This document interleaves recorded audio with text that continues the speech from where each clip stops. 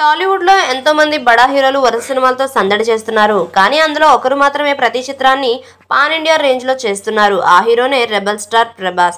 ఈ మధ్య కాలంలో అది భారీ బడ్జెట్ చిత్రాలలో వస్తున్న ఈ బడా హీరో ఇప్పుడు సలార్ సీజ్ ఫైర్ మూవీతో ప్రేక్షకులు అలరించేందుకు వచ్చేస్తున్నాడు.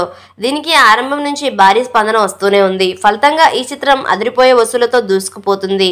ఈ నేపథ్యంలో సలార్ సీజ్ ఫైర్ మూవీకి 9 రోజుల్లో ఎంత వచ్చాయో మీరే చూడండి మరి. Rebel star hero Prabhas Prashanth Neel తెరకెక్కించిన చిత్రమే సలార్ సీజ్ ఫైర్. ఈ సినిమాను హోంబోలే ప్రొడక్షన్స్ బ్యానర్ పై విజయ్ కిరగందూర్ నిర్మించారు. ఇందులో శృతి హాసన్ హీరోయిన్ గా, జగపతి బాబు, పృథ్వీరాజ్, సుకుమార్లు విలన్ గా చేశారు. ఇందులో శ్రియారెడ్డి, టిను ఆనంద్, బాబీ సింహ, ఈశ్వరీరావులు నటించారు.